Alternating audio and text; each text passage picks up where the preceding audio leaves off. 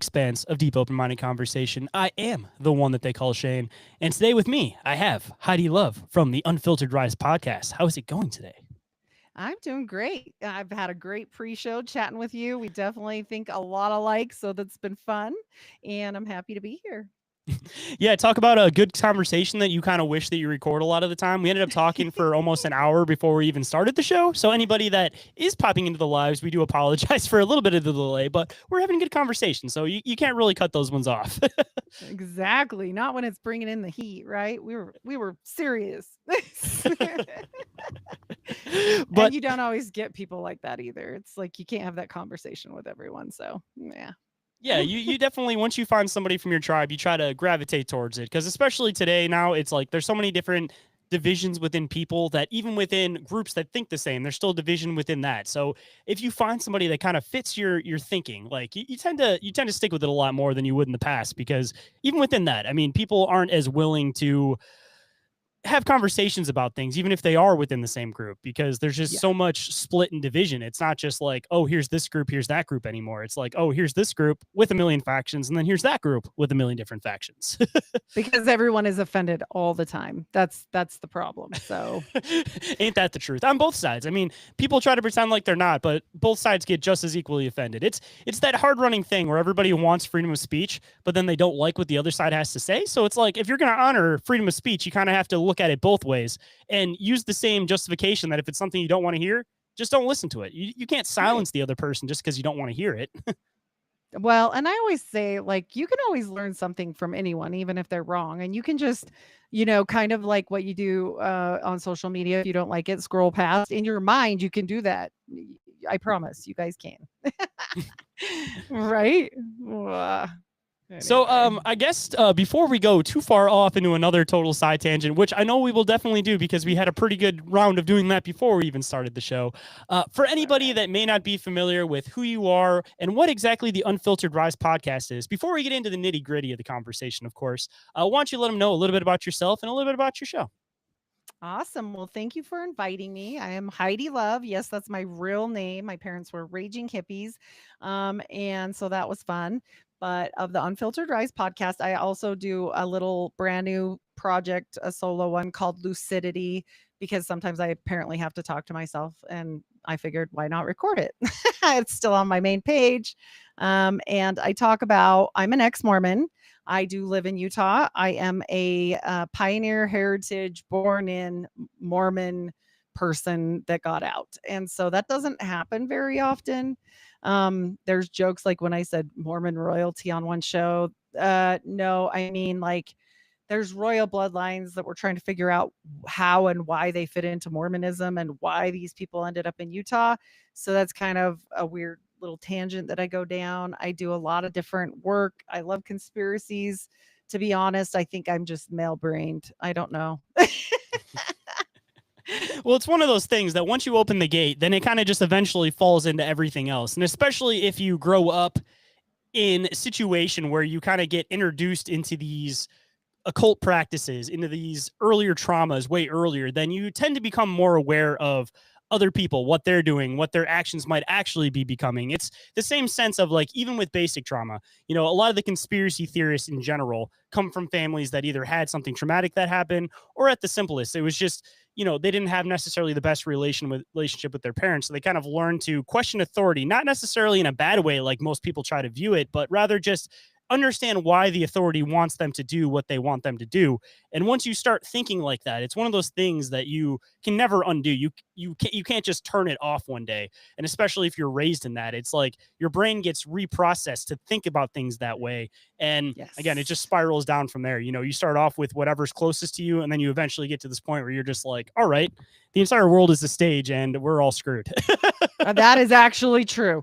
That and I think you're 100% right on multiple things there because I'm always like, "Wait, that wouldn't have mattered to me before like my whole paradigm shifted. I just wanted to watch the Kardashians and buy a new purse, but like then everything like completely changed and now I buy a ton of books and I see like completely different light on almost my whole entire life, which is weird. It's just weird.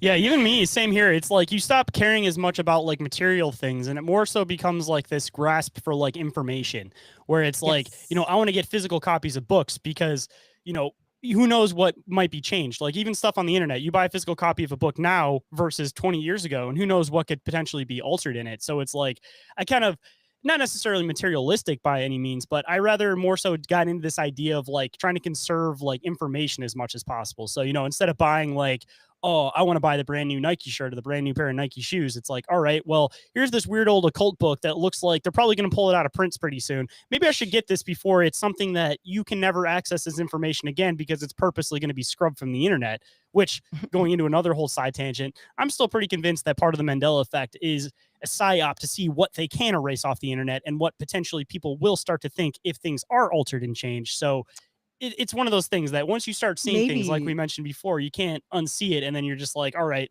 give me all the books I can get, give me all the documentaries I can get, anything that I can have to myself that nobody else can alter or touch. Like that's what I want. maybe even to your point to see who isn't erasable, right? That's a part that I think about often. I'm like, okay, are they just really testing the people that didn't buy it? You know what I mean? Like, and then they probably follow us all around. That's that's probably my guess. I don't know for sure, but just saying. And I'm still pretty convinced that, they talk about the whole like watching aspect of people. And I don't think it's literally like there's some dude from the NSA that's literally sitting there listening to every single podcast you do. Like, what's this guy talking about? What's he listening to? I think it's a matter of like, they're definitely watching anybody that's doing podcasts, that's talking out about this type of stuff. But they're probably watching you through like AI algorithms, things like that, where if there's like keywords, key phrases, then maybe they'll kind of keep a little bit more of an eye on you. But overall, I think everybody's kind of being watched to a certain extent. And I talked about this with Charlie that, you talk about the whole new age idea of like psyops. And, usually you'd have the idea that, if you were going to make like a sleeper agent, you'd have to take them, you do all this mental brainwashing, you do all this type of stuff. And then it would be like later on in life, like you say this phrase and it would spark them up to do something. Now we've gotten to a point where I think that they create these like profiles on people. Again, not themselves, but the algorithms create profiles on people depending on what their search is, what they look up, what type of people they talk to, all of this type of shit. And once they have this Mhm. person that's pinged enough boxes, they go, all right, we could potentially use this person. And then that's when you start Yes. seeing things like it totally disappeared. But they were trying to say that there was this whole terrorist attack that was supposedly going to happen in Michigan. It was actually Warren, like right near like my area, where there's this kid who was going to blow up. I think it was like a plant or something like that. But they try to make it sound like it was ISIS. It was ISIS. It was ISIS. And then you start looking into the background of it, and you're like, all right. So you got CIA that came in and talked to this kid on the internet, taught him how to make rounds, taught him how to make explosives, threw a drone over this building, claimed that they were ISIS. So this kid thought he was a member of ISIS. And then as soon as he went to attack, they flew in, said, boom, we saved the day. It's like, all Yeah. right, so you want to label this as a terrorist attack, you want to label this as an ISIS attack, but you were ISIS in this situation, and there wouldn't have been an attack if you weren't inciting this kid to do it in the first place. So talk about a Yep. new generation of sleeper agents here. Wow. Well, and they can make anything. Like I think you hit the nail on the head. Like the world's a stage, and they can make that stage play anything they want. And they are all in it together. I think it's funny when they're like, "Oh, and a new world order might come," and I'm like, "Oh, you're late to the party. That happened. They've been Sorry." saying that for like 10 years now openly. Remember when that was like a Yeah. secret? And now it's like, how many videos do you see a politician saying, oh, yeah, we must bring in the New World Order? No big Mhm. deal over here. Oh, yeah, and guess what they use for that? Big time is religion. So Mm-hmm. that's gonna tie right back into where we go with this, and that's why I think it's really important for people to understand a little bit about, the whole way the Mormons work, and people always say, "Well, who cares about the Mormons anyway? Like, that's dumb or whatever, because 'cause they're nice people." I'm like, "Sure." Well, the president and prophet, seer, and revelator of the church is a Skull and Bones member of the chapter here in Utah that was set up by the original founders that were Mormon. So, don't tell me what is and isn't because I've studied it and I bring the slides to prove it because a picture's worth 1,000 words. As an ex-Mormon and being one my whole life until basically about 15 years ago, I know what I would have said to somebody like me back then. So I was like, okay, well, what can I really do to show people for real then? What can I do about this? Slides. That's the only way I could figure it out because I'm like, okay, we've got all this stuff and you have to be able to show it. You just do. And I mean, how else are you going to get to some people? But I try not to black pill people unless they're at that level already. Just because, and you're going to see a bunch of screens right there until I minimize here. I wanted to show you some of these because it is really interesting, some of the stuff that we bring to the table as ex-Mormons that they hide, and everything's obfuscated. And then, it's easy, super easy to say, oh, well, that's not true, blah, blah, blah. Well, how do you know if you never look into it? Because they're the nicest people. Well, guess what? So was Ted Bundy. Ask his neighbors. So, I mean, it's a yeah. reoccurring thing that you see with a lot of these religions, that they give off this idea that they're one thing, but they have something totally different going on behind the scenes, and that's something that's falling into this whole a little bit more modern thing with I don't want to throw any names and get pulled off of YouTube right away, but it's the idea that they hide like within the group, like the general Yes. idea of the group thinks that they're following this general religion, but when you start looking into the fine-tuned details of it, you start looking into the specific sects of it, then you start realizing that it's this whole pyramid scheme, just like the Freemasons work, Yes. that the ones at the top understand the true occultism and all of the practices that they're really doing, and everybody else is a giant pyramid that becomes the buffer. That's the Yeah. same thing with, again, going into like the whole Jewish hate thing. It's not them as a whole entire thing. It's these elite group up at the top that's hiding underneath that facade of everybody else. So you can't point them out because it looks like you're pointing out the entire group. And that's the same thing that happens with the Mormons, for example. You try to point out a specific group doing something, and everybody's like, "Oh, you're pointing at all of us." It's You just hiding hate amongst the group. us. Yeah. You just hate us. Why do you hate Mormons? You can leave Mormonism, but you can't leave it alone. That's a favorite saying of the ex-Mormon, people. They like to point at us and say, but it's because of the fact that they hide so much that I speak out. Really, if people want to go and practice magic or be an occultist or do whatever you want to do, as long as you're not hurting other people, children, animals, do what you want to do. But let's not lie to people like me or my grandma that believed in this. Everybody that knows a Mormon always says you're picking on them, they're such good people, and I'm like, yeah, but they don't understand what they're doing. And I think the best way to explain that is, everybody knows, like a lot of people know the word porch mason.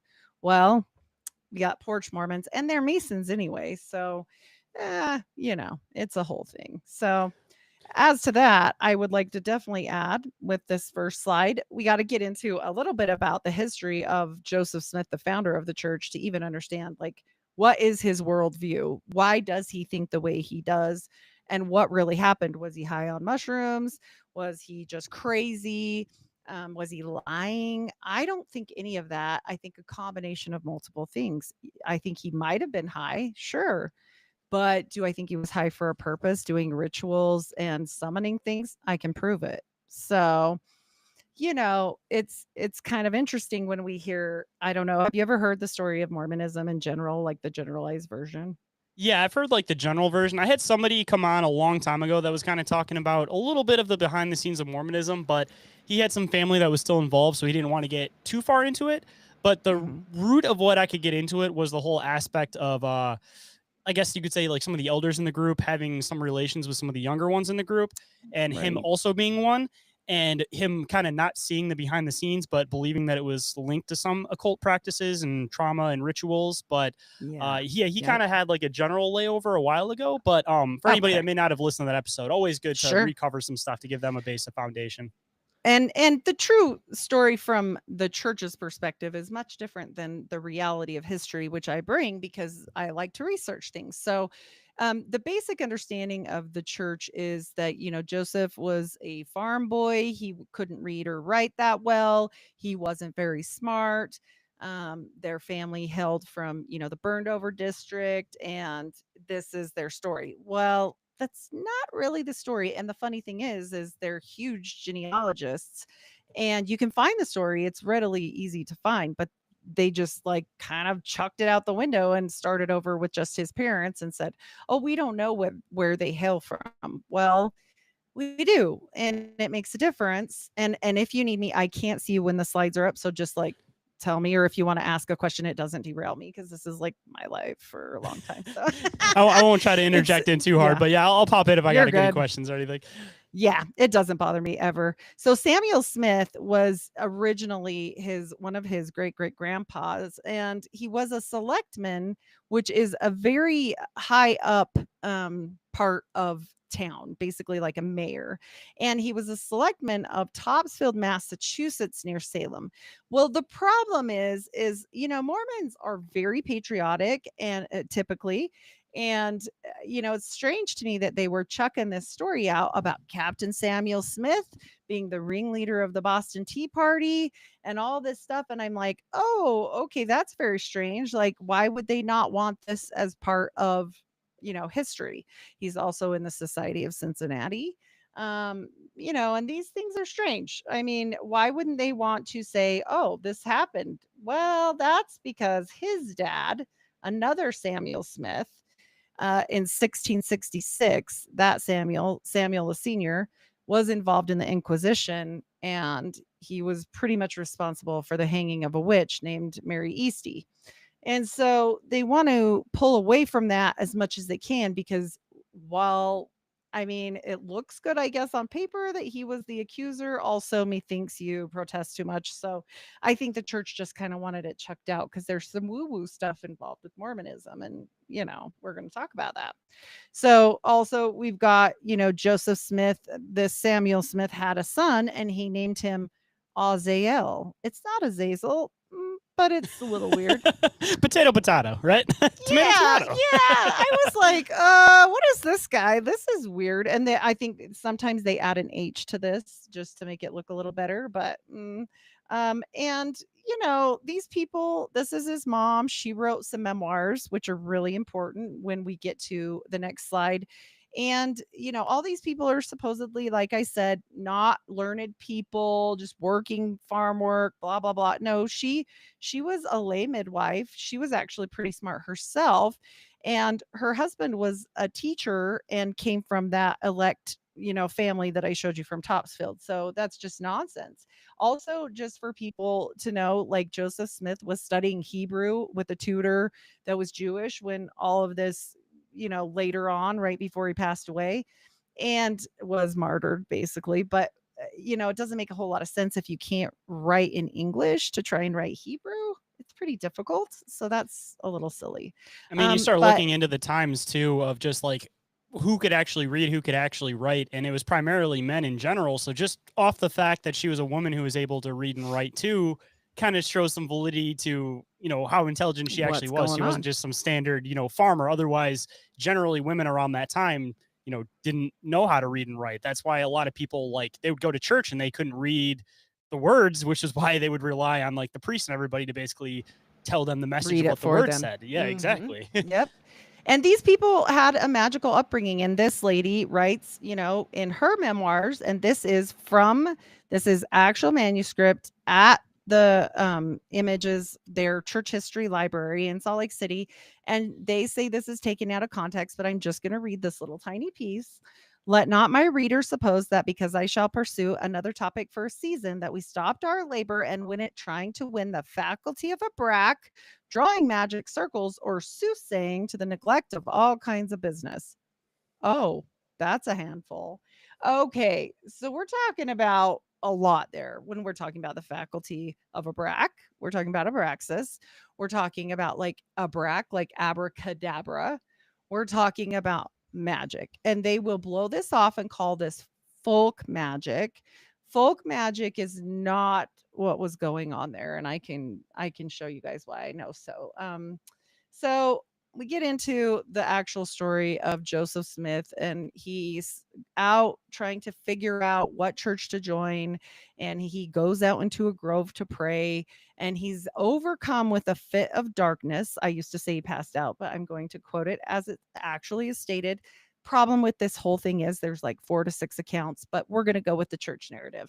So he sees a light, and it helps him overcome this fit of darkness. And he says it's God the Father and the Son.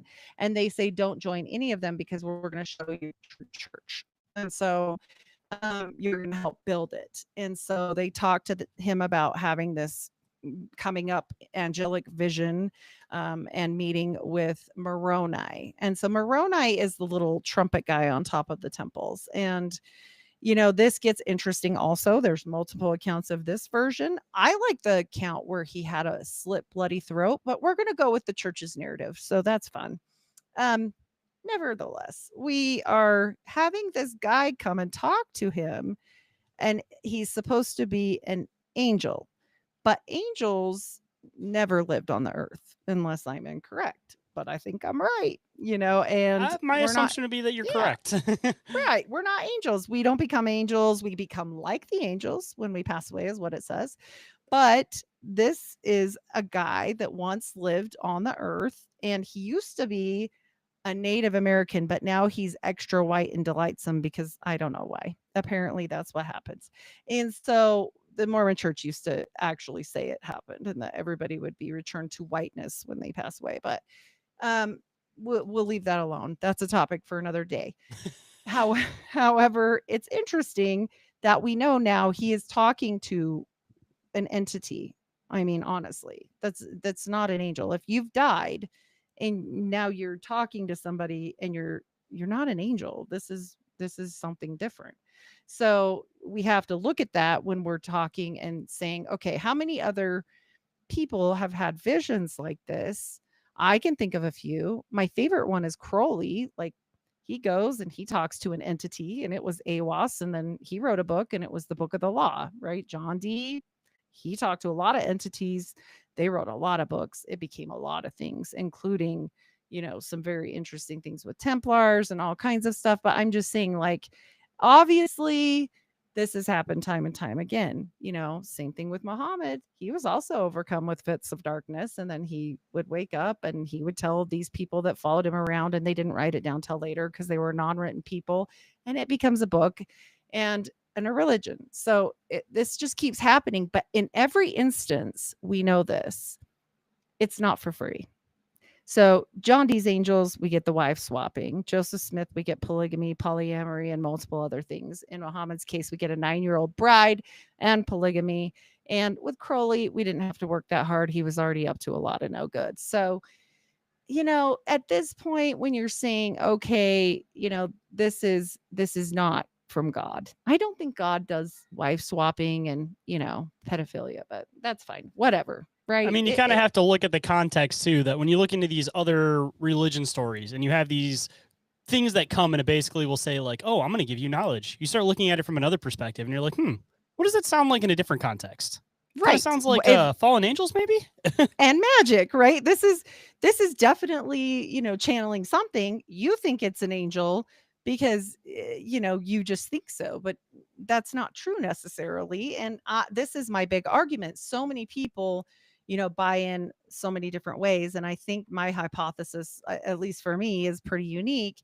Where I believe he is really channeling things and speaking to them. Do I think it's an angel? No, I think it's an entity, but nevertheless, it becomes a book. But for all my life, as I was in the church, this scene right here is how I was taught with the Urim and Thummim, that they transcribed the plates that were received after many speakings with the angel and the angel Moroni over years of time. Okay, always at the same time, always on the fall equinox. And when we get to how he got the plates, it's super interesting, and it didn't have anything to do with benevolency. We'll get there.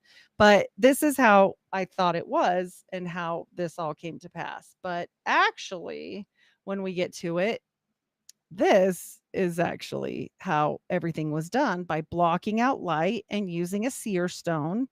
And the books, the plates were actually covered most of the time, as it shows in the photo. And he would tell these scribes what symbol it was. They're very similar to Enochian, and we'll get to there. But these symbols would be translated later after he would see them with his seer stone. And so when I found that out, I thought, I was already out of the church by then. And I was like, that is the South Park episode. And that is a lie because my church told me so.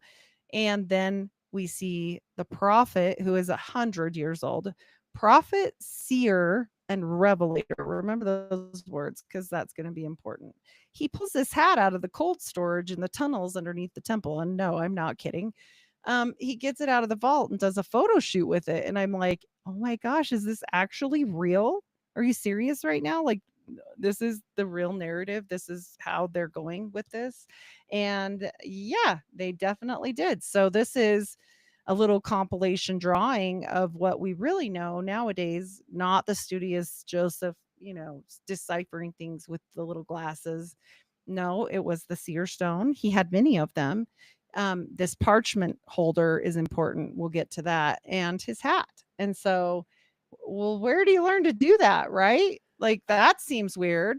I would say talk about some more symbolism with going to back to the abracadabra like generic magic stuff, and you got the hat that looks just like the magician's hat. So there's just some more You're symbolism right. within that.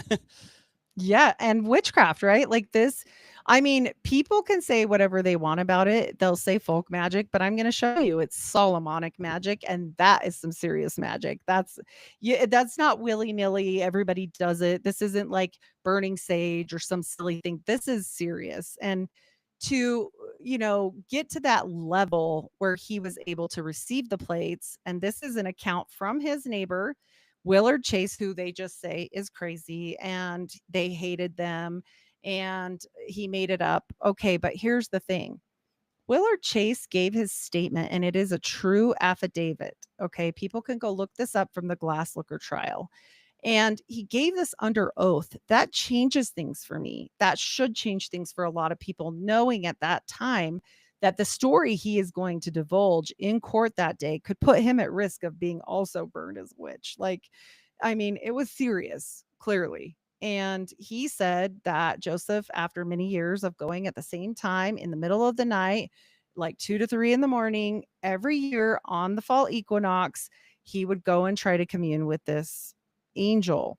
Well, one year he tried to go and they were like, the angel said, you need to bring your brother the next time and I'll give you the plates finally. Well, there was a problem. His brother died. And so he couldn't bring his brother. And then they run this ad in the paper and they're like, and this is true in the Nauvoo Expositor paper, that they were going to camp by his body, that they were going to dig him up after quite a few weeks because they needed to make sure no one else dug him up because they were just doing their due diligence because people said they dug him up. And that is like the story. I'm not kidding. So everybody jokes that's kind of got the actual knowledge that maybe his brother had a hand in Mormonism. You know, I mean, makes sense when we talk about secret societies like Skull and Bones, right? And for anybody that may not be familiar with what the basic concept where Skull and Bones comes from, the basic idea was that they were trying to take skulls to communicate with the dead with their skulls, or at least that's the general consensus that we ended up kind of coming to when we covered it on the show. So, I mean, you're collecting parts of dead bodies to communicate with the dead. So you're going back into, again, using some more occult magic. Yes, and some of the people that helped found the original Skull and Bones were actually the family of Mormons. Like they were very interactive in it. And the only other Skull and Bones society that there is that I know of has been sanctioned by that Skull and Bones is the University of Utah's Skull and Bones and Owl and Key instead of Scroll and Key. Their family came and set that up like right after they set the other one up. So it's old. It's actually still going to this day. And that prophet I showed you, he is a Skull and Bones member, as was Bob Bennett from the Mormon Mafia, that's a senator, all kinds of people that have been through this. I mean, now they don't put it out anymore because, yeah, people find things. So, but it's interesting. It's kind of funny how as soon as something kind of comes to the context, then everybody figures out everybody that's part of the group. Like we always make jokes about these, like the scariest groups are the ones that you don't know the names of yet because they haven't been infiltrated. But like Skull and Bones is one of those ones that it's like, people are aware of the name now thanks to stuff like podcasts. So like if you're involved in the Skull and Bones, like people are instantly going to have an eye on you now. Probably going to get out there. Yeah. And on top of the fact, like you can trace the genealogy of these people. Like they'll say, oh, you don't know that. I mean, it was a Taft. Like, yes, we do. It was a Taft Russell that helped set it up. And I mean, that name alone, that's a whole nother story. But we definitely are talking about these old, American families that turn into a big situation later. But also the fact that Joseph has all this magical history, all this magical, family history, which we haven't even got 100% into. And he's got this friend named Lumen Walters, like light giver, like Lumen. Yeah, I was about to point that out. Yeah, it's too good. And he was a conjurer, reported to have taught Joseph Smith the arts of divining. And so we know he's messing with this stuff. Like, this isn't like I'm guessing or maybe it happened. And I can show you guys like the artifacts, which are fantastic. I mean, this is real, it still exists. This is his seer stone, one of many. And they say this is his favorite, but I don't buy that because there's another one, and also he stole it from his neighbor Willard Chase. But that, yeah, that's a whole nother one. But there was many other stones. This was the Chase's sister. She also had a seer stone that he borrowed. Whoa, that went crazy. And we also have this one, which is just an artist rendition. And this is the one that I postulate is the most important one, simply because there's never been a photograph taken of it. If you've got an artist rendition, I mean, come on, that's a little much. So What type of rock or stone are these supposed or mineral are these supposed to be made out of? If you So know, out of curiosity. I checked into some of that and I didn't see like obsidian or anything on those. I postulate the white one might be quartz, but or also somebody was saying that it might be the Herkimer diamond, and that would be also very interesting. But that's Maybe why I say opal? Is there the ties to brown, opal? Maybe. I mean, it's possible, but it was so far down. I would wonder if opal would break just because it's so brittle, but I'm not sure. I'm almost betting though that it would be a crystal type property. And he said it worked. I mean, he used it far more than the glasses, the Urim and Thummim, and he said that because it hurt his eyes. So, and then this is another the rendition from that whole thing that I was telling you, part of Willard Chase's testimony about another night where they went out digging for treasure because they were known treasure diggers, and they were known scryers, and they were known what's that called, with the not water witching, but it's something similar to that with the little Doubt. rods with the Yeah, the yeah, dowsing dowsing rods. rods. So they did all of these things, so we're already getting like a little magical basis. The other part of the story they don't bring up, other than the fact with a rusty sword, the dad drew this whole sigil of where they were going to dig to protect them. And this is where these symbols, for anybody that studied Solomonic magic, will look very similar because they're greater, lesser keys symbols. And then the part they always leave out is that they slit one of the goats, the blackest one, and slit its throat and bled it all over the circle. Does that sound super Christian to you? I It definitely mean, sounds. It sounds really, really Christian. What are you talking right. about? I mean, maybe the Christian kind where they were just killing everybody, but like not Did they not make sure it was typical, perfect? Like now, not one white hair, because that almost kind of sounds like another right? group and something else that they're doing. You know? Yeah, I know about that one. That's for sure. And it just makes you wonder, like, how is it possible that the church hid this for so many years before the internet? Like, they were able to just hide all of this, and now they can't.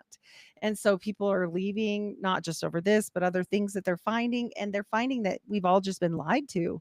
When you bring up the word hoodwinked, that's a good way to put it. And Joseph Smith was a master mason. People know this. You can look that up. Actually, the church has come clean about that now and says, yeah, he's a mason. So what? Like, they don't care anymore. Like, they used to deny, deny, deny. Now they don't. And so you can find that. There's like a whole video about it, like on the Welcome to Mormonism page on YouTube. And it's like, so you heard that Mormons might be Masons. And it's like this cheesy video. I'm like, oh, okay. Wow. I never thought I'd live to see the day, but there it is. So they're just trying to fix the things that get out. And this is from that actual case. This is the ticket he got from the glass looking case. So people can look this up. People can look at the fees. They can look at the affidavit. All of these things are right online. You can totally go find them and it's easy. So, I mean, everything so far that we've talked about doesn't seem too, Christian, technically Christian, to me, but hey, whatever, it's fine.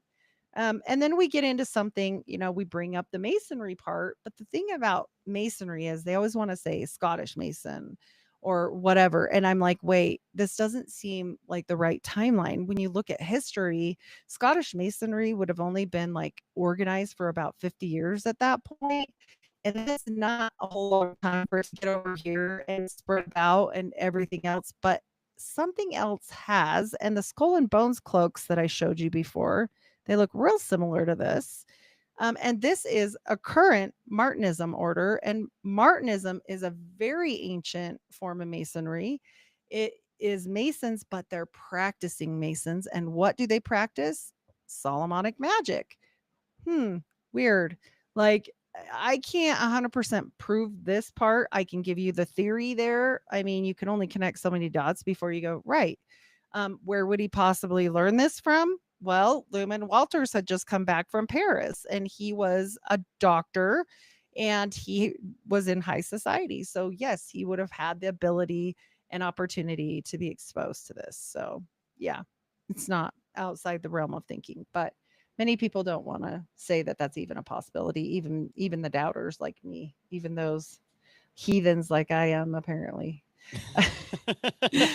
But also, don't forget he had that little pouch on, and that is a layman's pouch. And when we're talking about layman's, we know something goes inside of it. And, I've deciphered a lot of these layman's, looking things up and doing due diligence, just researching and trying to understand stuff. And this is a very, I mean, this is Solomonic magic, period. These are, now people look at it and they'll see Jehovah on there and they'll be like, "Oh, that's good, right?" Well, I mean, there's other things on here going on too. And we're talking about, magic. There's no way to mix words when you're talking about the greater and lesser keys of Solomon. This is the other one. This is the holiness to the Lord parchment. And all these symbols are straight out of either the Magus, Sibley's Book of Witchcraft, or the Greater and Lesser Keys of Solomon, which would all be considered witchcraft stuff back then, like the demonologia stuff.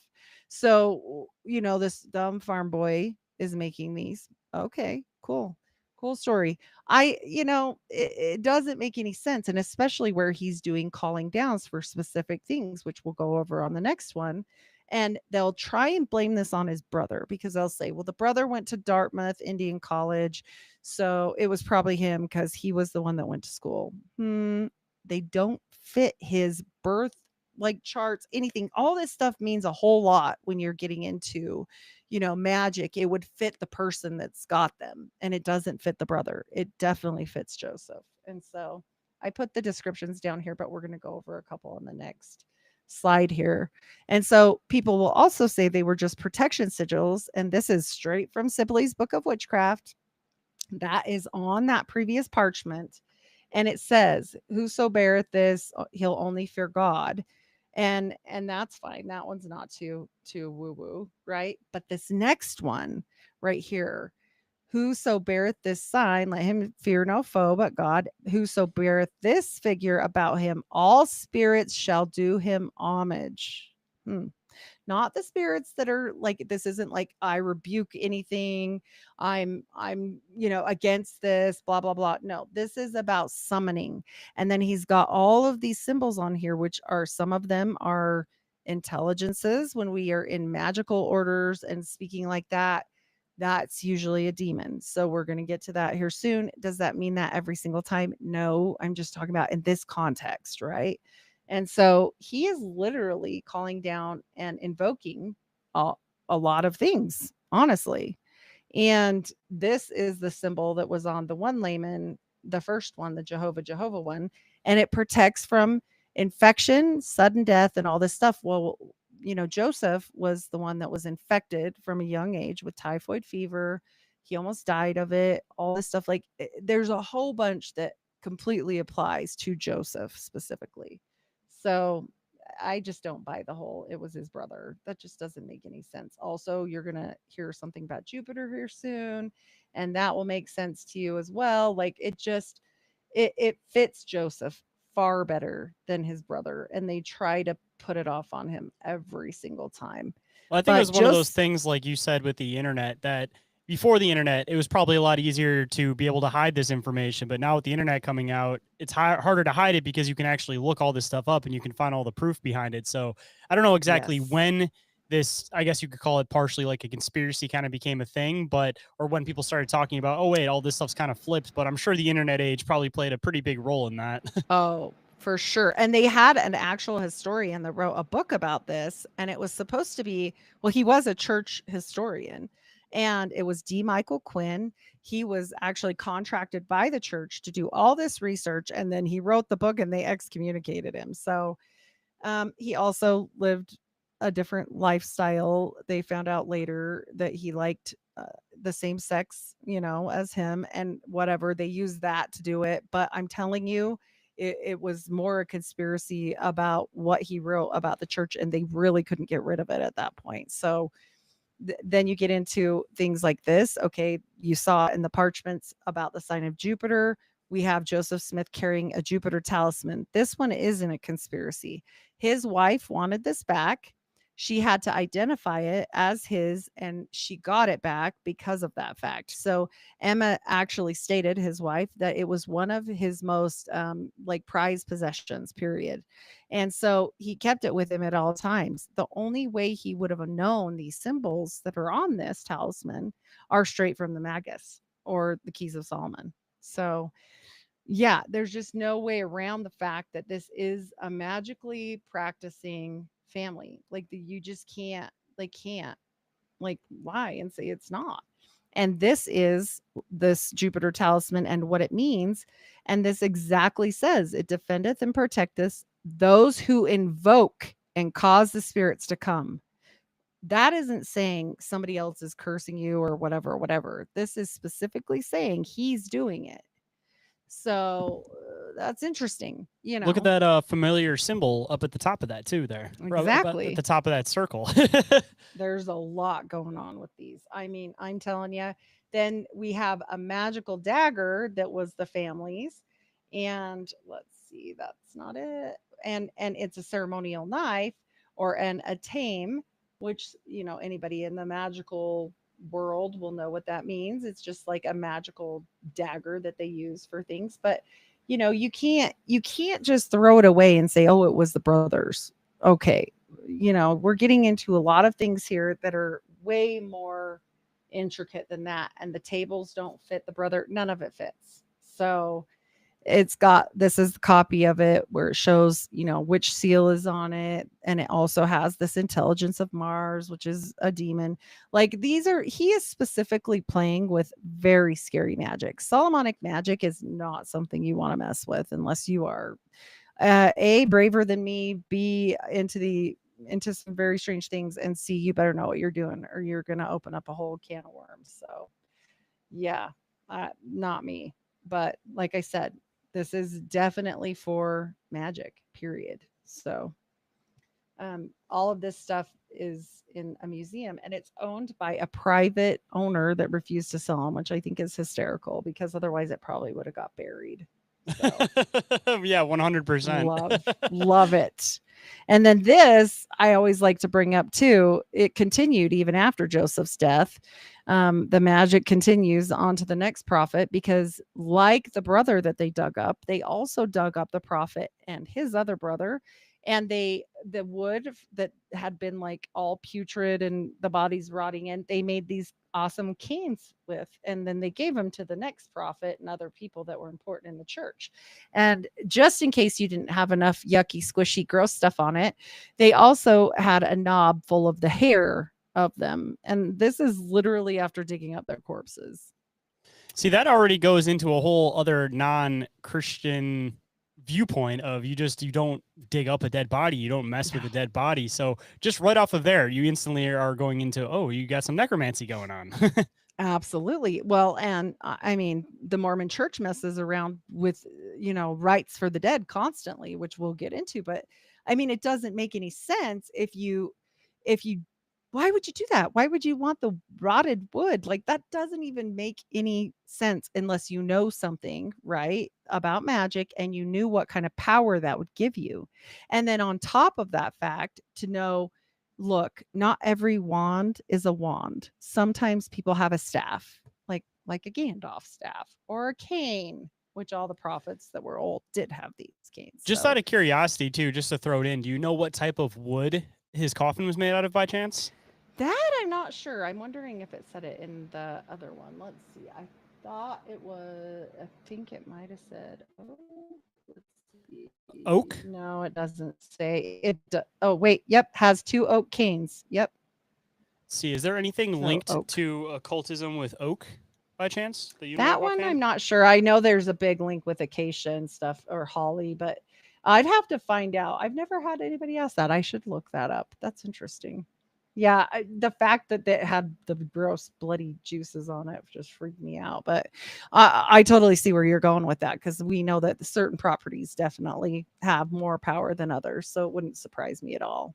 And Try then to this it one was apparently Joseph's staff. oak is supposed to signify strength, endurance, wisdom, and the connection to the divine, according to occult. Oh, Good okay, old Google okay. searching it over here. So I mean Oh, that good, good. definitely could play in a key role for that. So Oh, I was yeah. wondering if it was going to be made out of like the magical woods, like Hollywood or something like that. But yeah, Yeah, oak yeah. has its own version. But connection to the divine, I feel like that's where the key Which rule is there, divine? that they're seeing him as divine, and that's their connection to him specifically in their way of communicating with him.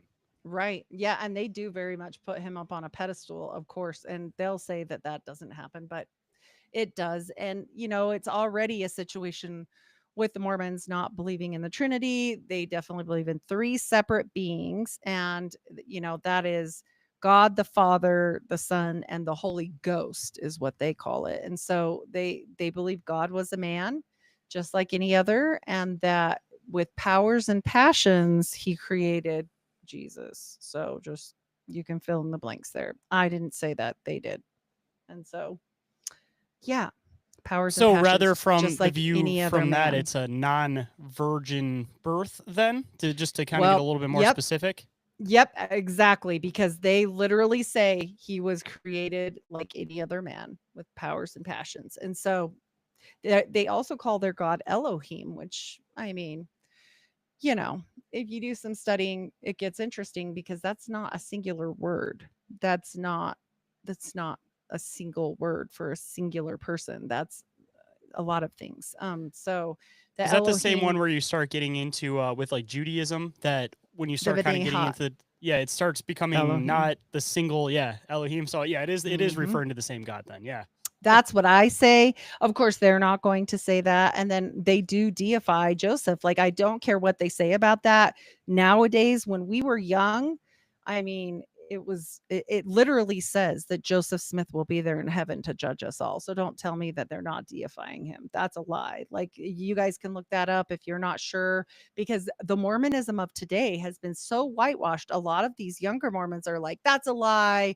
I've never heard that once in my entire life. Look it up. Like, I'm not saying anything that you can't look up. Look it up and see if I'm wrong. I welcome that. I think that's good. That's how I found out all this stuff, is looking it up. I didn't want to know this stuff either, Actually, most of the information I have, I found from thinking I was going to prove somebody like totally wrong. Like, no, that's crazy. That's crazy. And then, yeah, it led into a slideshow, which led into a whole bunch of things, and it'll probably be a book sooner than later. But it's just, yeah, you don't expect that. He had a serpent cane when he was alive. This is Joseph's, because he did walk with a limp from that typhoid fever for all of That his face life. does look pretty draconian too, Oh, just to oh be a yeah, little it's bit a more total specific snake. on it It's too.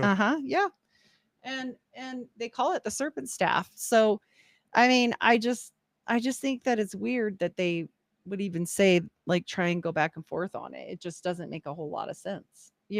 But they do. That they'll try and make you believe with your own eyes what you see isn't real. And then when we get to the temple ceremonies, I mean, they're completely based on, I've looked it up, and if you go on Grok and you put in temple ceremony for Mormons, what is it the closest to? It will say the cult of Mithras. And so I don't know why we're doing Mithraic rites or Freemasonry rites in the temple, when you have to understand this is supposed to be the best day of your life. You are supposed to be, getting your temple endowments or getting married or both on this day. You only go through the temple the first time for yourself. And every time you go after that is for a dead person. And you are literally the proxy of that dead person. So you spoke about necromancy before. We're going to get into some of these rites and how that applies. If you're taking on another's name upon yourself that is passed away, what are you attaching to yourself? Oh, yeah. Bringing it back full circle with that staff that looks a little bit draconian, that kind of gets into this whole idea about that like consciousness transfer thing that you see within, the reptilian type groups talking about like, they don't actually die. It's just the physical body dies, then it transfers into something else, like the whole thing with the queen transferring into somebody else if you get into that deep part of the conspiracies with the Well, reptilians and things. But it and kind of seems like it's along the same lines. And what did you say about skull and bones? Where do they believe all your knowledge stays, right? In your skull and your bones, and especially the skull, because they believe it's like your actual memories and stuff stay in the skull, which is why they stole Geronimo's skull and all this weird stuff. So when you're talking about this and you know what I know at this point, of course I didn't know it then.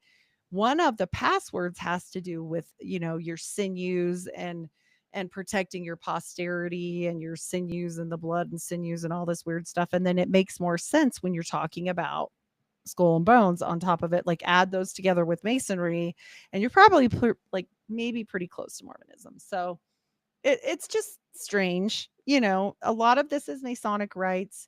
The handshakes are very similar. The story in the Garden of Eden is very similar. There's a lot that's the same.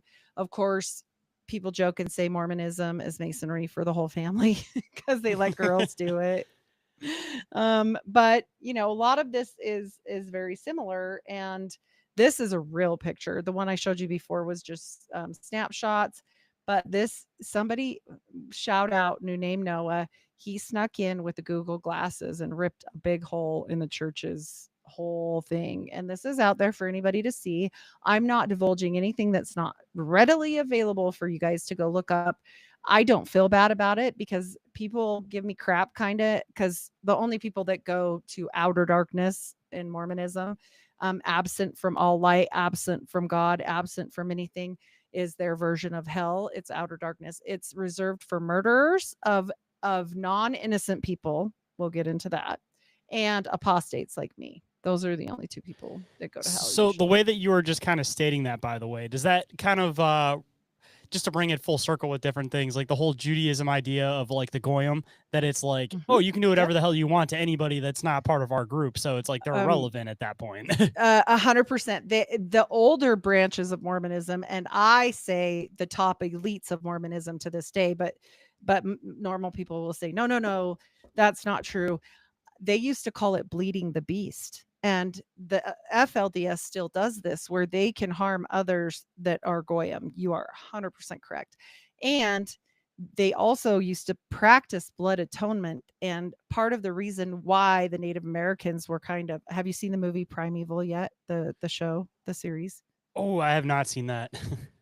I've You had it can, on my list for a while, but I haven't watched it yet. when you watch it, there's an even better one on Hulu about Under the Banner of Heaven, and it explains a lot of things in the old ways of the Mormon Church. And you're 100% smack dab on with some of this stuff and the rituals and all of this. Like it does very much present the same exact way. But I don't feel bad about exposing it at this point. People say, "Oh, you're spilling secrets. You can't keep a secret." Look, I didn't know I was going to be initiated into a secret society that day. I was told I needed to do these things to go to heaven, and that's what they tell you. And that you have to go and do this work for other people because they're dead and they didn't get to do it. And that's what I was told. If they would quit lying to people and they want to do this all they want and basically make it like masonry, because something's up when you pledge. Let's be honest. You may not know the whole extent of the whole thing, but you know that you're getting into a secret society and woo woo and whatever. Okay, we don't know that as Mormons. We don't get told. Do you know? I didn't know what a mason was when I went through the temple at all. I'm And 100% they sure that that's purposeful because they don't want you to be able to compare the absolutely, two. It's the matter of controlling your full ideas and thoughts so that you can't connect things into other things. I mean, you catch them well, young and they don't know anything else, and then it doesn't matter how much true information you shower them with, they're still not going to believe it. Like Yuri Bezmenov absolutely, says. But same thing, you got to catch them young with any of these occult religions because if you try to bring somebody into this as an adult, unless they're easily manipulable, like such as the people that would be brought into a cult, it's a lot harder to catch members when they're adults. well, and not only that, but to your point, you don't want to disappoint your whole family. I'm a generational Mormon. Like this has been going on since the 1800s in my family. Like this is not something. Well, I don't know exact year that it started up for my family, but they were pioneer Mormons in the handcart movement. So that far back, where you do get a choice to like leave at some point during this woo woo, and they start chanting, and I was already flipped out because the initiatory part, they do this, they changed it a lot. It used to be you got naked and, oil poured on you and all this whole crazy stuff. And then when I went, I didn't know anything about that. I just had a poncho and you put your head in it and it's open and they touch you like on your inner thigh and above your breast. And yes, it's a female and no, it's not sexual. But I'm telling you guys, like, you are freaked the hell out by the time you get in the next room with your new name and your new underwear and all the things that are happening to you. And by the time you get in there, and then it's quiet and like monodic, and you're just like, it's almost like they're using the trauma of what's going on with you to put you in that trance like state where they don't use drugs anymore for this. See, I'm pretty convinced from a lot of the occult stuff that I dived into that there's definitely like a magic component to it, but I definitely think that there's a huge component of it that we deem as magic because we don't have a full understanding of it. And at least from what I've talked to with a lot of people with like this occult trauma where they break you down psychologically and they start doing all these magic rituals with you and all of this type of thing. Like it seems like it's a master understanding of psychology. That's what the secret science is it's not necessarily all magic, but just knowing how to manipulate somebody's trauma, manipulate somebody's perception into being able to believe whatever you want them to believe. So I definitely think that there's people within the group that, are 100% convinced that they're doing magical practice. And then there's other ones that are just as high up in the group that are viewing it as they're doing occult or they're doing occult psychology to somebody and they're messing with their mind and they don't actually see the magic component to it, but dual perspectives of the same events, like Right. just like most things, everything's magic until we have some type of understanding of it. And, I think that one of the big tricks to occultism is the fact that it's just a thousands and thousands and thousands master understanding of psychology, like way more advanced than we could ever even imagine that we are with modern day psychology. I agree to that to a point, but I do believe they channeled things. And 100% I believe that because if you look back through the ages, like you said, clear back to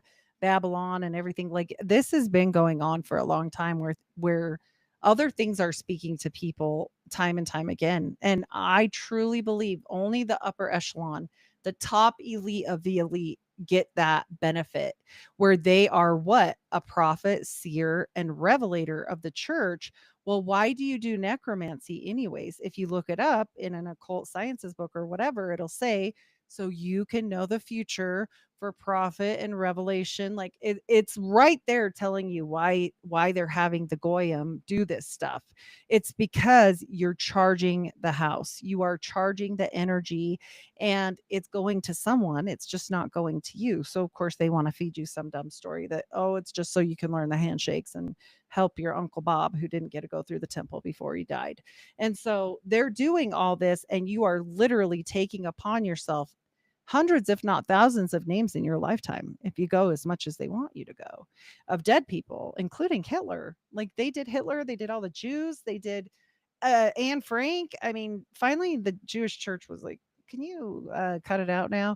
And they did for a time, but they started right back up again. And they don't care, and they don't have to have your permission. If you die tomorrow and somebody wants to do your rites and they're an LDS person and you were in their family, at least like 27th cousin, they'll do it. There's See, this nothing is that where can stop stuff it. gets super duper weird. Is I don't know if I'm sure that you have, considering all this stuff that you dive into, but the whole like LDL connection to uh, Skinwalker Ranch that Oh, yeah. everybody thinks it's like, oh, we're looking for aliens, we're doing this, we're doing that over here. It's like, no, they're trying to do all of this occult practice and they're trying to hide it under the facade of they're doing all of this alien stuff. Like as soon as you start diving into that, you start realizing that every single person that's connected into Skinwalker Ranch is part of the Church of Mhm. Latter-day Saints.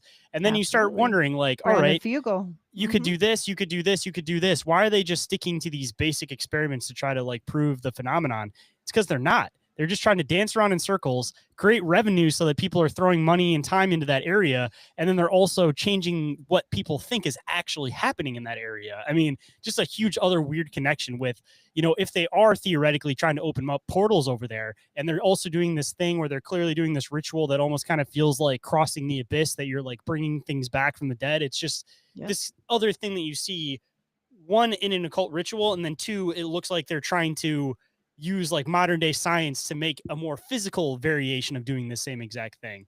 And then A again, hide it hundred under the percent. facade of it's aliens, because even Well, Skinwalker, thanks to that show, everybody's so mind blown on what Skinwalker is. Everybody thinks it's this alien creature. They think it's this, they think it's that.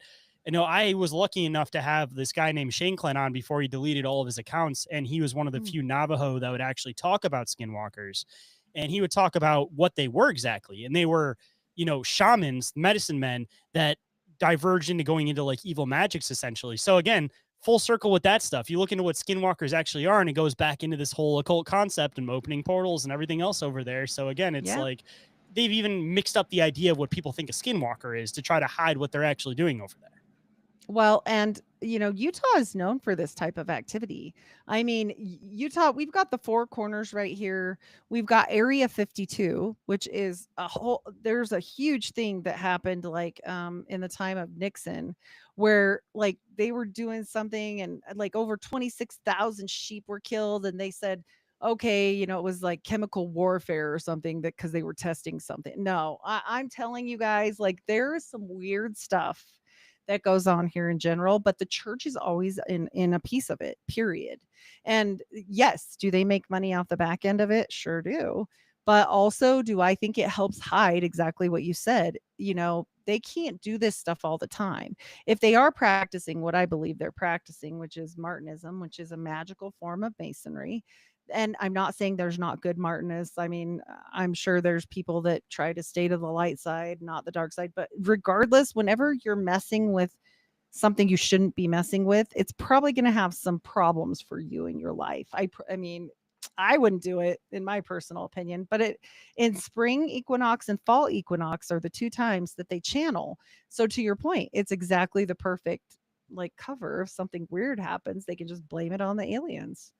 And And even they're on a flip side of that, interdimensionals they're always, anyway. yeah, I Yeah. would say, on the flip side, they're always blowing stuff up over there. And what does that sound like? You go back to the Suicide Squad and Jack Parsons, and what are they doing? Blowing stuff up in the middle of the desert, trying to open up Yep. portals, which is exactly what Oh, Skinwalker Ranch is doing. It's the joke of like, 100%. all they do is blow shit up over there. Like, Yep.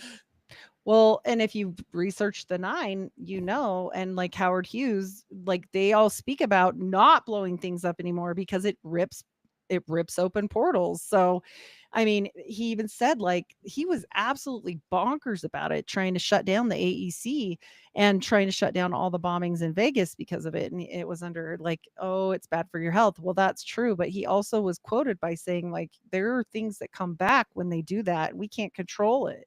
He was one of the people that had a hangar at Area 51. So, I mean, Hughes knew some stuff and he was surrounded by what? Mormons. And every time I turn around and I'm researching some woo woo weirdo, some kind of crazy thing, I don't even mean to sometimes. And the Mormons will be there. I'm like, what is going on with this? Like, it's not that big of a religion, right? It's just not. It's not like a huge religion population. And so why are they always there and why are they always at the upper echelon of things? Period. I mean, and I think it's because they use all of this to their benefit. I really do. And like recognizes like. Crowley was fascinated with Joseph Smith. So I would say, he said bring he it was a full moon circle too. child. Talking about people blowing stuff up in the desert. Talk about Jack Parsons. Who is Jack Mhm. Parsons' main person that he was obsessed with? Aleister Crowley. And who did he work for a time? Howard Hughes. Hmm. So all of this stuff is always in a circle. Every time I research anything, I'm like, holy crap, this why does this have anything to do with this? Like when I did the 9, I'm like, why does this have anything to do with like we're right back at it? And it's so strange. But this is one of the things that they do in the temple. And look at the purposeful hands.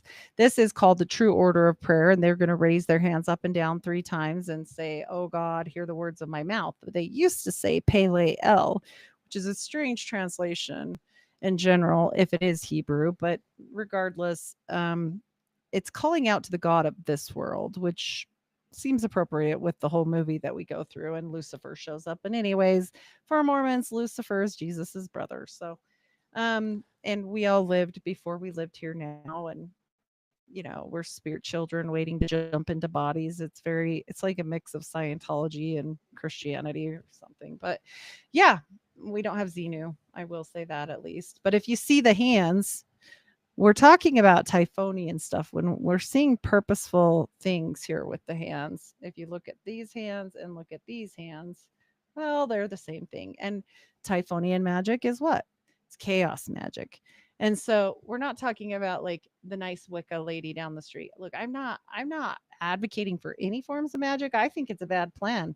But this one for sure is not probably the best for your life. So this is the picture that kind of shows that true order of prayer. The women did used to have to veil their faces, but now they don't anymore because they keep changing it. Just like how my grandma.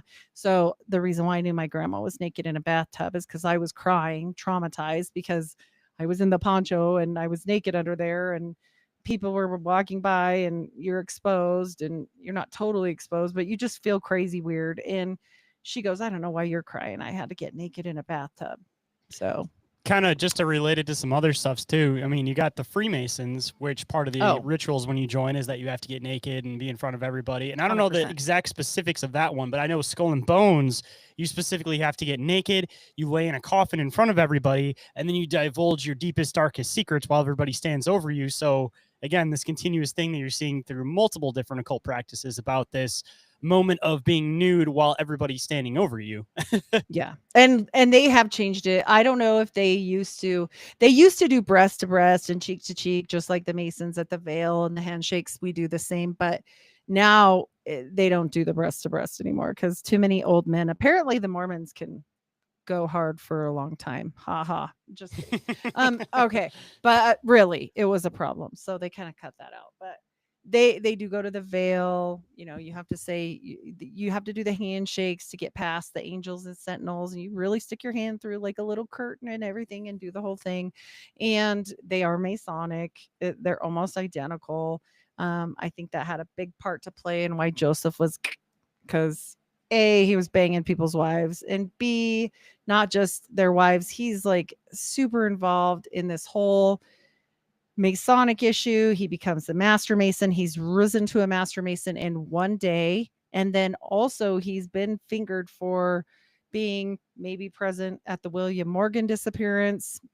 Good Joe from Vermont was fingered there and, said, yeah, this person had something to do with it. Can I prove that was Joseph Smith? No, I can prove something that I can 100% tell you is he married, about the William Morgan affair. Do you know what I'm talking about? For the The listeners that may anti-Mason. not know, just might as well fill them in too. Okay. Sorry, I went off on that and I should have said that first. So William Morgan spilled the beans on Masonry and he was against it and became an anti-Mason and a big leader for the anti-Mason movement. And so Joseph being a Mason around this time frame, I mean, he probably would have wanted that to stop now, but I can absolutely prove that he married his widow. So in a polygamist ceremony, a lot of times they'll say spiritually only. I'm telling you, there's accounts of her in diaries where she threw a fat fit and showed up in black, which you're not supposed to do when you're not. The first wife can do it. The rest of y'all are supposed to act like he was just your buddy and he died yesterday. You're not supposed to draw attention to that. They were hiding all of that at that point. So, yeah, she threw a big fat fit and everybody knew about it. So, everybody can check that out about William Morgan's wife, Lucinda Morgan, and he did marry her. And yes, that is who I am related to. So, through the Morgans and the Taylors and different people. But I just always am like, well, that's pretty suspect. I mean, come on. But yeah, he was being tarred and feathered, all kinds of fun things because of this whole situation. And they made him a martyr for it. But also, back then he wasn't just being with young girls. He wasn't just being a polygamist. He's also being with people's wives that are already married currently, like polyamory type stuff, which has never been advocated and is not advocated even in the polygamy sex. So no. When we're talking about other rituals that we perform also in the temple. This is a sealing mirror. This is where you kneel, and if you're getting married that day, you're going to kneel over this altar right here, and these two mirrors face each other, so it creates that portal look. And it even has this kind of green hue at the end every single time. Every single time it's like this weird greenish hue. And then you say you're going to be married for time and all eternity. This is why a lot of people get sucked into the temple and into Mormonism, is because they promise them you're going to be married for forever, for time and all eternity, is what you're promising as you're looking in these mirrors, kneeled over this altar, holding each other's hands, and in your temple clothes, not in a nice wedding dress or anything. No, no. You wear that little outfit with your fig leaf apron that you got, when Lucifer talked about his apron in the temple as Two his things. powers and priesthoods. Yes. One, the green that's in the back of the mirror. Does that almost like, I know I brought this up a few times, but it kind of goes into that whole thing with the green and the crossing the abyss. Like, does that Mhm. where the whole thing comes in with like, you'll be married throughout all of time, is because as you're doing it, you're also bringing in this occult view of like crossing the abyss while you're also getting married. Is that kind of where that kind of It's comes it's into? it's very interesting that you say that, and also you do this later for dead people, right? You're not only doing this your time for you, you're going to come back and do this again for two dead people, and you're going to take on their name. So are you channeling things in? Are you crossing over? Like what part of this isn't biblical. God says we're not going to be married in heaven. He says it explicitly. Jesus says it.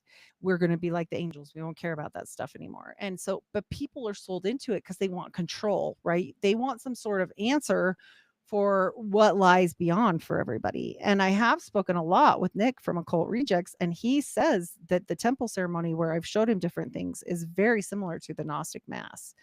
And so, when you're talking about OTO rituals, obviously they got them from somewhere. People always say, well, yeah, but Crowley was way later. I'm like, yeah, well, where'd he get his stuff from? You guys got to read more Nothing books. new Like, under the sun, as they say. no, no. Yeah. And this goes back to, ancient Egypt, in most cases, Babylonian magic, Mithras, all these different cults that, they've been around forever. And so, we're looking at this stuff and we see the outside is very pretty and serene. I'm curious what's inside this box. I mean, it's a pillow top altar probably made to specific King Solomon specs. I'm sure of that. And they'll tell you that the temples are made after King Solomon. They're all about King Solomon. So You we think they might know. put the viewer stones or something in there possibly? Do you think there might be like a I connection with I that hope they're not possibly? bones. I hope they're Or not maybe bones in even there. bones? Oh, it creeps me out. But I have no idea because I'm not that high up and I'm just speculating there. But like obviously it's full of some of the it's I'm sure not empty, The you death know. thing is especially weird with the mirrors because like things like Judaism, for example, like they cover the mirrors for the first what, like 2 Mhm. weeks or something like that after somebody passes away. Like Right. most religions, it's about you cover mirrors because the soul will get trapped in them or the Mhm. person will get trapped in them. So it's like again, completely opposite. Like, are you trying to trap the soul? Is that what the Okay, intention is here? you just hit something that I okay, we're talking speculation at this point. The other stuff I'm showing everyone is historical, but right now this is historical. This is on the temple, one of the original temples in Nauvoo. However, if you know anything about these, what these mean, when you're talking about an upside down pentagram and an upside down pentacle, and then we've got this ring around it, right? We've got this ring, this seal, like the seals of Solomon that I showed you. So what I often postulate is, are they pulling it down and right, summoning down and trapping it here? And if they are with those names, like I'm not saying God can't intervene on our behalf or if you're truly saved or whatever, but if you're not, if you only believe in Mormonism and that's all you have and that's all you know, and you're actually worshiping a false God the whole time, thinking that you're worshiping God, I don't know what happens there. And I also wonder all the time, just like you said, like, is this because anytime you see an upside down pentagram, it's sending the energy down, not up. This isn't about going up at all. Do they collect skulls So by chance? I don't have any proof of that, but they do dig up So dead people. I've theoretically, showed part that. of the Skull and Bones episode that we dived into, Well, actually, it wasn't Skull and Bones. This was actually when I had another guy named Robbie Marks, who dives like super duper into like Oh yeah. biblical occult stuff. I mean, yeah, Yeah, you yeah. probably know him. I met him through Nick actually. Mhm. So he dived into this whole thing where he came on the show and was talking about the whole concept of like the talking heads, and he goes back into like ancient religions, even beyond like the Bible view of it. Yes. And they talk about this whole idea about basically by possessing somebody's skull, they can never be laid to rest. Like you have possession of them, like you essentially Right. own them. And going into the old occult practices, like again, before like the biblical view got brought into things with like John the Baptist, for example, having his head, brought onto a plate, Chop. it Mhm. talked about this Yeah. whole thing about like trapping people by possessing their skulls. So, I mean, if they're doing Absolutely. this thing with the mirrors, where they have both the mirrors open, which obviously is a portal, it's a pass through. Normally, you cover the mirrors for that exact reason, and you have that altar that's in the center. Is it possible that there might be a skull specifically in that altar, and it's a matter of anybody who's been a member of that specific church? They're trying to pull them back in so they will forever be part of the church, which could possibly go into the whole thing about you will be married forever, is because you won't Right. ascend to this heaven. You will be here with your loved ones, here trapped in this church in this area forever. Like, could Yep. that And then potentially be where the full circle comes in? I mean, they I'm just always say that. speculating. They no, they always say that. Don't you want to be with your family forever? And they have songs like "Families Can Be Together Forever" in Heavenly Father's plan. I always want to be with my own family, and the Lord has shown me how I can. And so, like all of this stuff, you're super indoctrinated with. Like I just ripped that out like from 4 years old. Like this is like stuff that they are telling you for always. Like you will not be with your family if you do not go do this stuff. And you are going to basically be all alone in outer darkness or wherever you end up, but you won't be with us. And so, when you think about that and then you know about the occult meanings behind it, exactly, that has me concerned as well. Because I mean, I think there's obviously a way for the Lord to intervene. And even people that, see past it and possibly are just there and do it and then, don't really believe. I don't know. I can tell you guys like this stuff is heavy. And me and Robbie are currently we're on our third series right now, all about Solomon and the Temple of Solomon. And the Mormons will tell you that is why they have so many temples. They completely will say, yeah, they're after King Solomon. You better believe it. Yep, we're 100% on board with that. Well, that's not always good. Like, you gotta Talk look about up. weird too. Solomon was trapping demons. I mean, could you Yes. theoretically use the same magic to trap souls? And then Well, you get into the bigger side of it where if he wasn't talking to God, he's talking to some other entity. Maybe he's aware of it, maybe he's not, but could he have been tricked or intentionally put into basically collecting souls for an entity into these churches? You know what I mean? So he's creating well, the like greater and pockets of lesser souls. keys of Solomon come directly from him, which are the signs and seals and sigils that I showed you in those parchments. 100%. And so when we get into all of that, that's exactly where those books come from. And so my allergies are bad today. Sorry about that. Oh, no worries.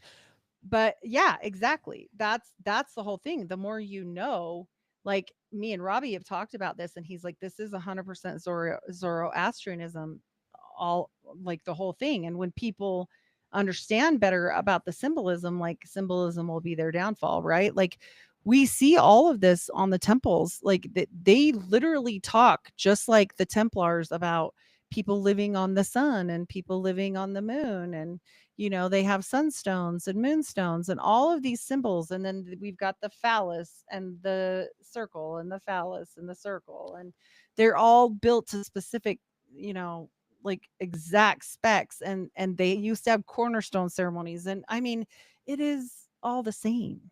And then we've got the Big Dipper on there. Like there's meaning behind each and everything, even down to Moroni with the trumpet.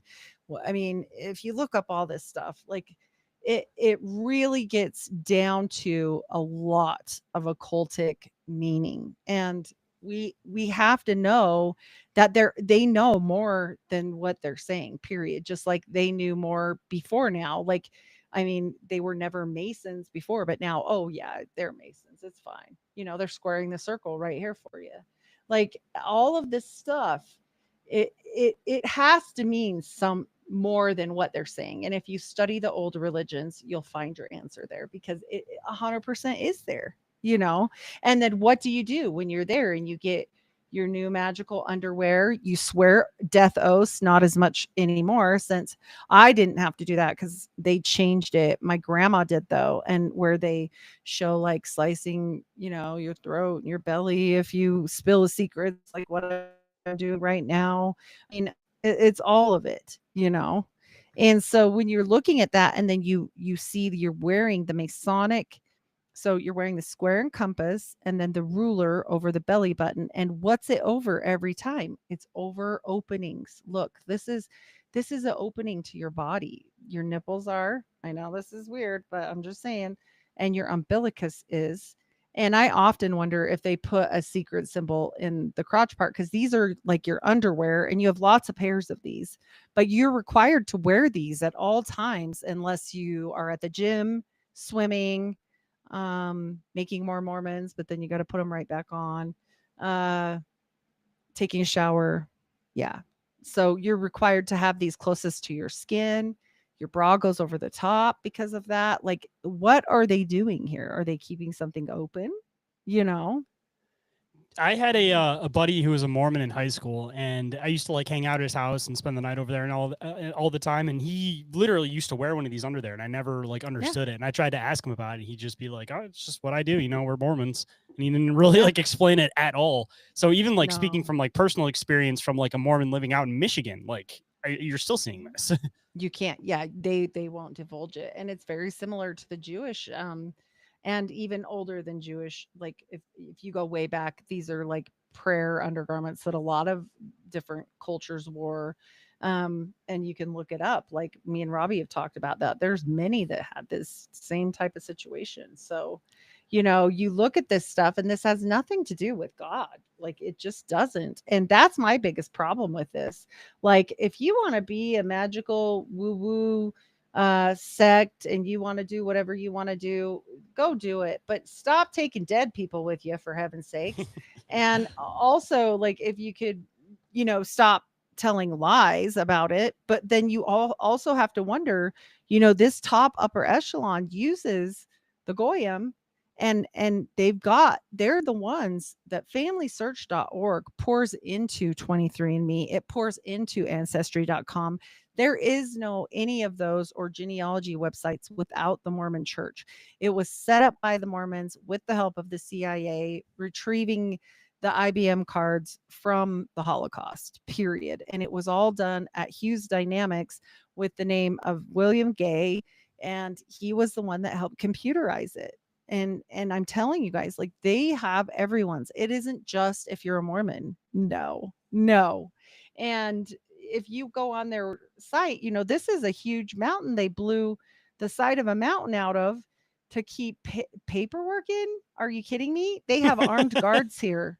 Like, armed That looks like guards. it's meant to last through an apocalypse. Like Exactly. it reminds me of like the seed bank they have in what is it, Antarctica or It is, something like it that? is. And speaking of that, well, there's one road in and one road out, and it's completely locked down.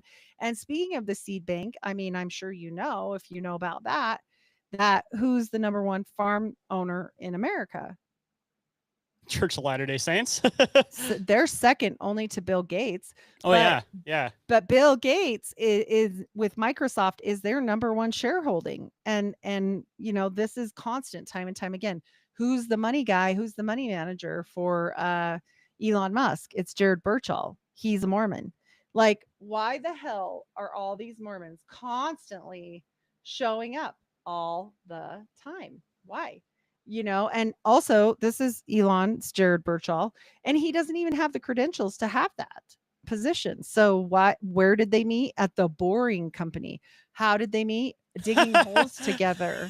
I was about to Yeah. say the Boring Company. They're already going underground. Exactly. Exactly. That I'm going to stop sharing right there cuz we're going to chat about this now, but yeah, it's exactly that. Like, all of this, when you're looking at these things, I mean, there's a bigger answer behind every single one of them. And by the way, when we talk about the Mormon Mafia with Howard Hughes, they weren't his nursemaids.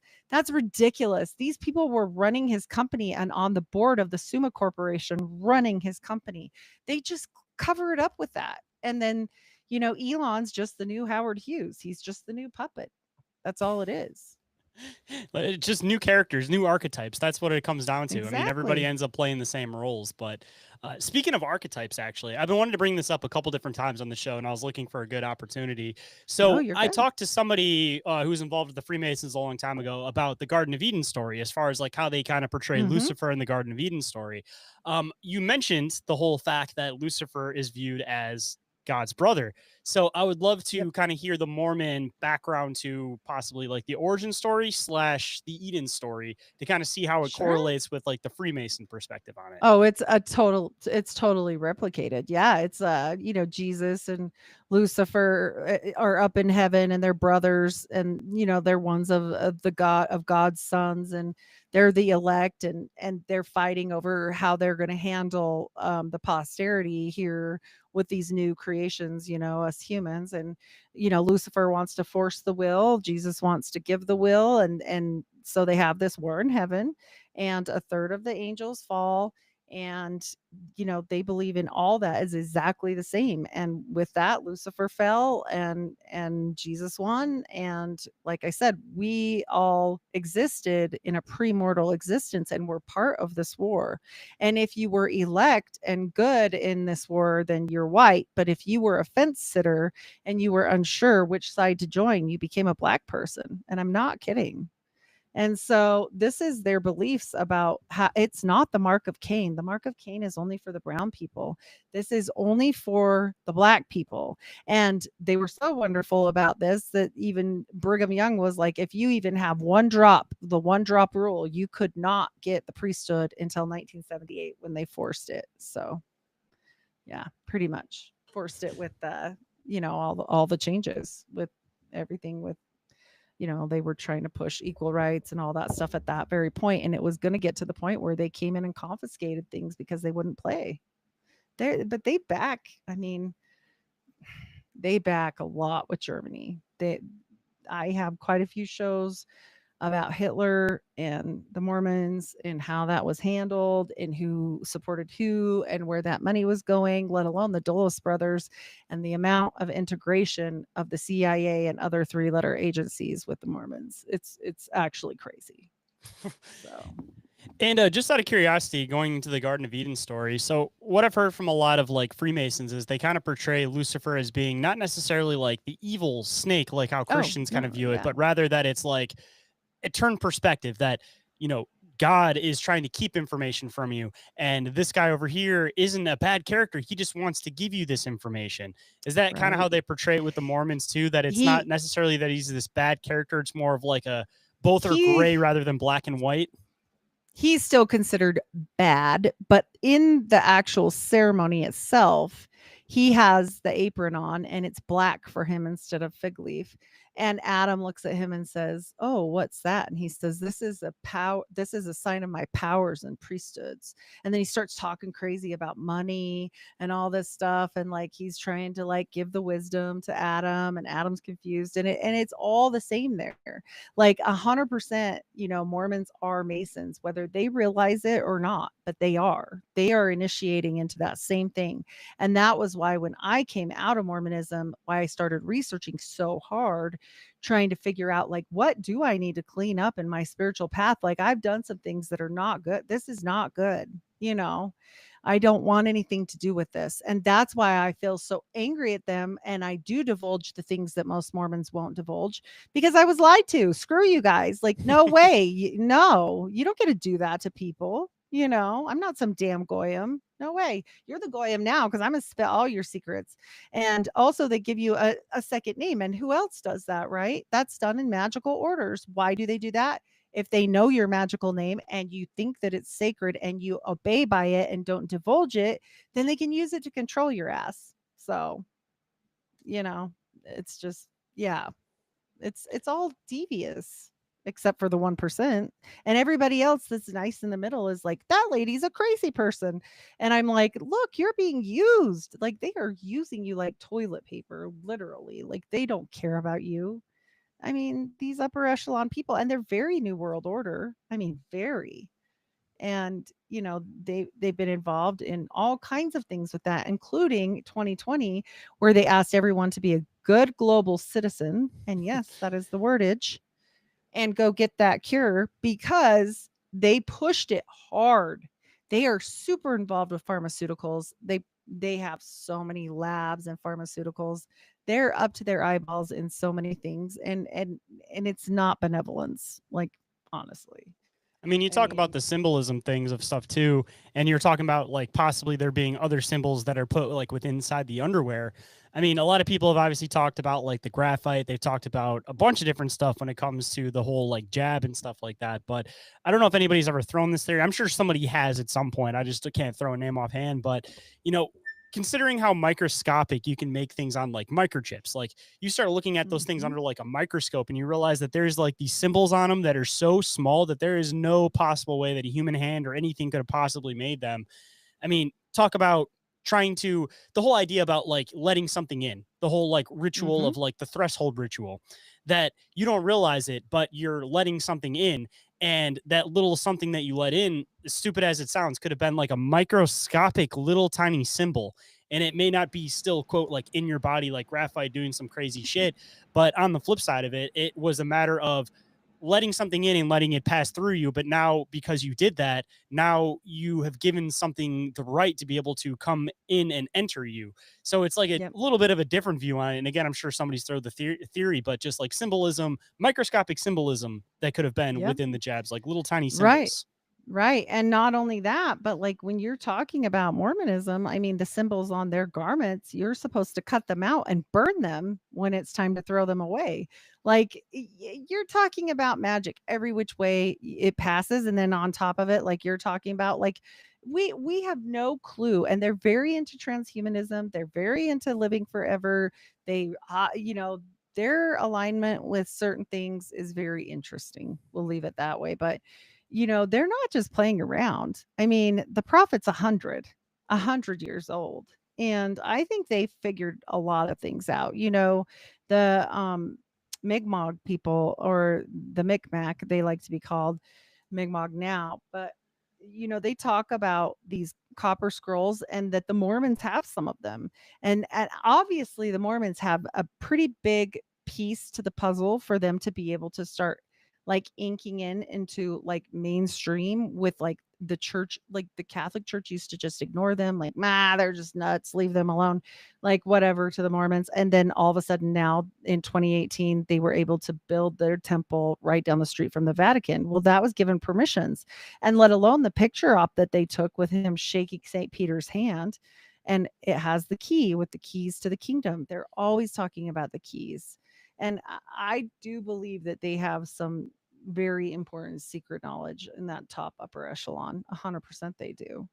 You know, they have the Order of Enoch. I mean, they just, yeah, they know some stuff. There's no way. But not the regular people, not your nice neighbor down the street. I mean, it could even be like semi symbolic of the fact that, like, obviously they're dealing a lot with the keys of Solomon. So, Mhm. talking about the key symbolism, obviously there's key symbolism within a cult, anyways. But them constantly having the key and talking about the keys of Solomon, I wonder if it's almost like they're occult way of saying like we possess the keys to the key of Solomon. Like we're the Oh, only group they that knows say. how to Oh, accurately use no, the that's keys of true. Solomon. And that's what they try to like symbolically say with all of the symbolism is like we're the group that knows how this works. Which There again, is this going into the green. reverse thing about trapping souls with the mirrors and everything, theoretically, the way I see magic works, I feel like most things would be that it can work both ways. So if you're able to trap demons entities, then why wouldn't you be able to also trap and keep human souls? Right. Well, and they say, I have another book, and I think it's upstairs, but it literally has multiple quotes about masonry from older prophets and stuff, saying they are the only people that possess the true keys of masonry, that they've figured it out. And I mean, just to bring in So, another weird tie that may even come back to the whole like skinwalker thing, I was listening to something recently that was talking about like the Lesser Key of Solomon, or not the Lesser Key of Solomon, but Solomon from the perspective of like Muslim and Islam, and it was talking about like the whole jinn aspect of things. That when they're talking about the Key of Solomon story, they're not calling him demons, they're calling him jinn. And then you start getting Mm-hmm. into the idea of jinn, where they supposedly have these like abilities to enter like pocket dimensions. They have the ability to either be good or bad. They manipulate information. Blah blah blah blah blah. Mm-hmm. And it gets in this whole thing about like, all right, so you one have this thing that's quote already altering pocket dimensions, has this ability. So is this another key to the whole idea with Skinwalker Ranch? Is that these things that the Islam refers to as the jinn, they're actually is what they're trying to communicate and get in contact with and open up these pocket rift dimensions too, is the jinn that we Right. speak of. Because I mean, Right. some people might Yeah, see I'm jinn and down with. demons as the same thing, but I think that there's a possibility that they could potentially be two different things that just through retelling of stories, they kind of got their lore kind of blended together. But it does seem like there's still these like hard lining dividing factors between the two. Yeah. Well, and like I said, these people that have seemed to have certain knowledge have been all about stopping ripping holes in the ether. And we're even occultists do. Even occultists talk, like even Steiner talks about like, hey, we got to cut this out. Like we got to stop blowing shit up. Like literally all these people are constantly talking like this. And it's because I mean, they literally oftentimes quote that there are things that come back, right? Hughes did. I mean, there's a lot of lore between that, and it doesn't matter what you want to call them. D called them angels, but they were liars. He said so. And so at the end of the day, when they started doing, things that weren't very benevolent, nothing good came of that for them. Like Edward Kelly falls out a window and dies of an infection with broken legs, and Dee's whole family almost dies around him except one daughter, and he has to raise Edward Kelly's son. Like, none of this stuff is great. They didn't get some benevolent thing for all this crap. Jack Parsons blows himself up, and Crowley died miserable too. And so did Hughes. None of them die great. Not a one. It's just sad, so. I mean, the other things on the other side can trick you just as easy. Like people tend to forget that you Yes. think that these people are like master occultists, and maybe from our perspective they are, but on the other side, it's like these You're beings, these nothing entities probably to that they're them. dealing with, like they live and breathe these words that you're trying to understand. So, you think that you're summoning them, but realistically, like they might be summoning you in a certain extent, like you think Absolutely. you're using them, but they're actually the ones using you. And eventually it ends up taking that toll. And that's usually what you hear about with a lot of this stuff. I mean, you see it with celebrities, you see it with all these Yeah. people that sell their souls, make contact. It's like, yes, you get all that you want, but you start seeing this degrading that eventually happens. And then, eventually they're going to come and they're going to take what they want. The whole reason they gave you what they want is because they're going to get something in return. And people tend to forget that. And the whole idea of Yes. selling your soul, I don't think you're actually able to sell your soul. I think it's a matter of they trick you into thinking that your soul is damned and sold. So you live the rest of your life then damning your soul. It was never sold to them or became part of them. That's something that they can't own. But it's a matter of they trick you into thinking that it's sold so that you end up doing enough sin to just send it there anyways. So it's just Well, manipulation. yeah. We are supposed to, we are the ones that will judge the fallen angels in the end. It says so. Humans, they hate us in general because we're like the crappy little brother that they didn't want to hail to. And then on top of it, they've got to answer to us at some point. So, yeah, they're overly not excited about who we are in general. So when people are like, oh, but the angels, I'm like, listen, angels maybe can come help people sometimes, but that's a God thing and that's not a you thing. You're not controlling an angel to do anything. I don't care how much you pray to him unless it's sent by God. You're not going to get through that. And I mean, just pray to God and he'll take care of it. Like we don't think like he does. He says it like a bajillion times. I mean, if people would just, try to build a relationship with God and throw religion away, they'd probably be way better off, in my opinion. But Yeah, because I mean, honestly, a lot of this stuff has been like misconstrued through the years due to that. Like, mhm. I'm glad that there's this like new rise that's kind of starting to come through where it's not necessarily people saying I'm specifically part of this group, but I just read the words of the Bible. I, view the words of the Bible. I live the words of the Bible, and I don't need to be part of any specific group. Like Right. it's kind of like the like New Age Christian movement in a way that a lot of these new age Christian groups aren't necessarily like picking saying like, oh yeah, we're necessarily part of this group. It's more so like they're just entertaining the words, but because of that, they're able to get into other things that normal churches wouldn't talk about. That's when they can get into like the fallen angels, the Nephilim, spiritual warfare, all of this type of stuff that normal churches just completely side scoot, which in my opinion is some of the most important stuff, because it's just like Right. the whole light work dark work thing. Like everybody wants to work on the light and they don't want to work in the dark, but at the end of the day, it's like you're never going to fully understand the light unless you've been able to understand the dark on top of it. So, you know, you don't Yes. have to become part of the dark, but you still need to understand the dark in order to be able to counterbalance it. So, Well, because you're tricked. Look at me. Look at people say all the time. Well, you scary stuff now. I'm like, yeah, you want to know why? Because I got tricked into doing some really scary stuff. Like, I don't want that to ever happen to me again. Screw that. No, thank you. That's a big no, thank you. And I'm going to expose it for what it is, because if I can get people, even one or two people, which I know I've reached at least that, because I've had people tell me, like, all the scoffing in the world is worth it if I get to the few people that God wants me to get, like, hey, you're supposed to help people. You're supposed to gather your brothers and sisters. We're supposed to do all this stuff for one another, because the one thing that really wasn't hung on the cross was what Jesus said: love one another. And we can't figure that out. Like, it's simple, but it's not, because they make it impossible. And why do they make it impossible? Because they know that's the best thing.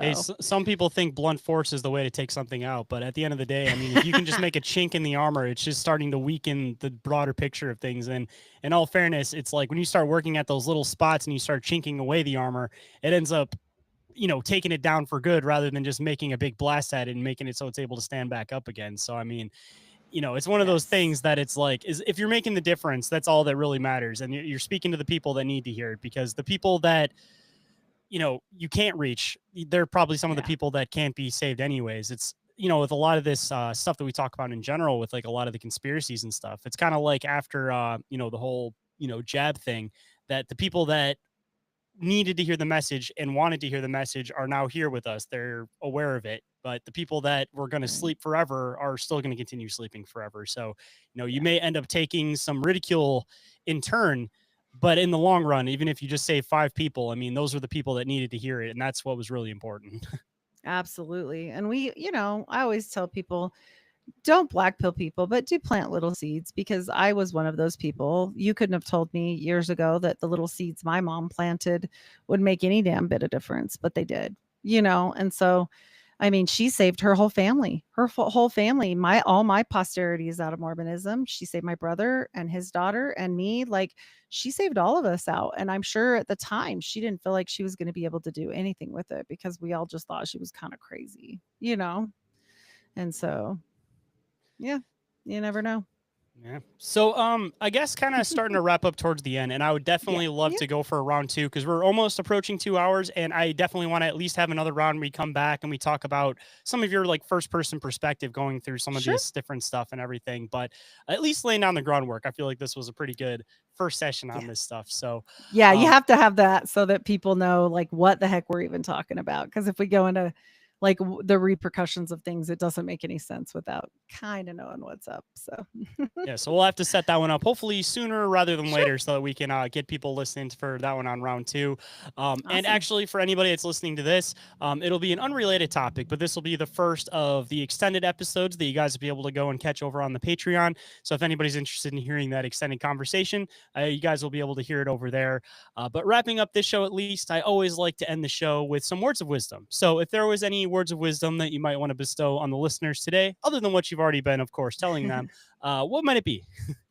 I think your point about definitely knowing, the darkness, you don't have to be its best friend, but you do need to know what dangers you face, or what is danger if you had no idea what danger is, right? You're going to pick up a snake if you didn't know a bit. So, I mean, we have to know that. And I think that, we all just we have to be better about trying to love one another. I think, forgiveness and offensiveness, like, we're not supposed to be easily offended as Christians.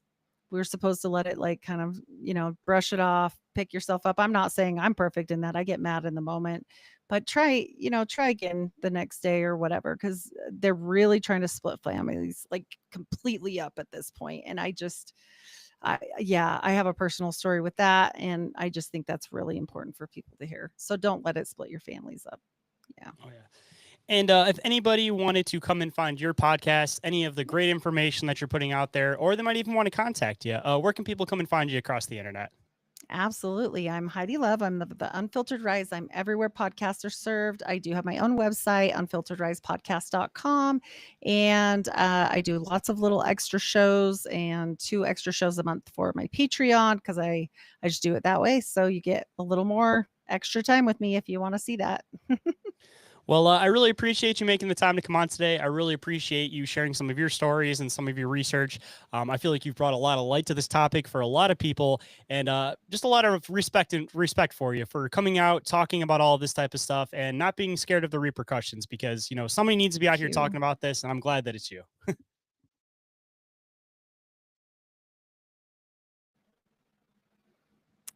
Oh, there we are. Sorry. I think it disconnected.